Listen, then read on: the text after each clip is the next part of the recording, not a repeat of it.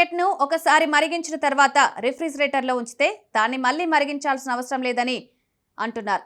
Pasteurised పాలు ఒకసారి వేడి చేశాక మళ్ళీ వేడి చేయాల్సిన అవసరం లేదు. అందుకే వాటిని మళ్ళీ ఉడకబెట్టాల్సిన అవసరం లేదు. ఒకవేళ పలుమార్లు వేడి చేస్తే లేనిపోని ఆరోగ్య సమస్యలు వస్తాయి. కాబట్టి ప్యాక్ చేసిన పాశ్చరైజ్డ్ పాలు కలుషితమైతే లేదా సరిగా నిల్వ చేయకపోతే మాత్రమే మరిగించాలి.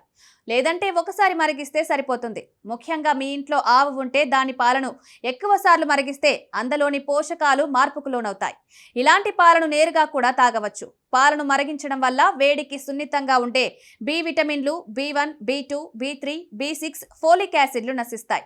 పోషకాల్లో దాదాపు 36% కోల్పోవాల్సి వస్తుంది. పాలలో సాధారణంగా కనిపించే రిబోఫ్లేవిన్ మరిగించిన తర్వాత తగ్గుతుంది. మరిగించడం వల్ల పాలలోని కొన్ని ప్రోటీన్లు మారి దాని కొవ్వు పదార్థాన్ని ప్రభావితం చేస్తాయి. కానీ దానిలోని మొత్తం కొవ్వు, మొత్తం కాల్షియం గణనీయంగా మారవు. పాలను మరిగించడం వల్ల పాలలోని బ్యాక్టీరియా నశిస్తుంది. కానీ పాశ్చరైజ్డ్ పాలను మళ్ళీ మరిగించాల్సిన అవసరం లేదు. రిఫ్రిజిరేటర్లో నిల్వ చేసిన పాలను త్వరగా వాడుకోవాలి. పాశ్చరైజ్డ్ పాల ప్యాకెట్లలో బ్యాక్టీరియాను చంపడానికి వేడి చికిత్స చేస్తారు.